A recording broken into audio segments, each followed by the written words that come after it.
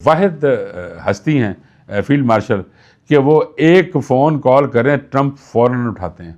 Video के आखिर में मैं दुनिया के अजीम फील्ड मार्शल आसिम मुनीर की बात करूंगा कि वो जैसे ही अमेरिका में कदम रखेंगे, वाशिंगटन में कदम रखेंगे और अपना रंग जमाएंगे तो दुनिया फिर दंग रह जाएगी कि उन्होंने किस तरीके से उन मामलात को टैकल किया और ट्रंप से मनवाया और बातचीत की तरफ राग़िब किया। नाज़रीन, अल्लाह की जो रहमत है ना और जो नुसरत है वो फील्ड मार्शल के साथ है, चाहे वो दुनिया का कोई भी कोना क्यों ना हो।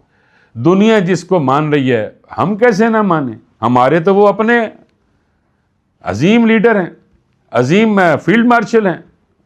दुनिया मानती है तो भाई हमें भी मानना है और अल्लाह की नुसरत और फतह भी उनके साथ है।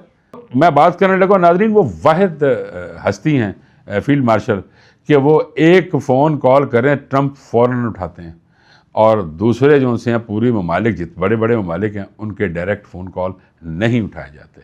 ये पाकिस्तान और पाकिस्तान के अजीम सिपह सालार की कामयाबी नहीं तो क्या है।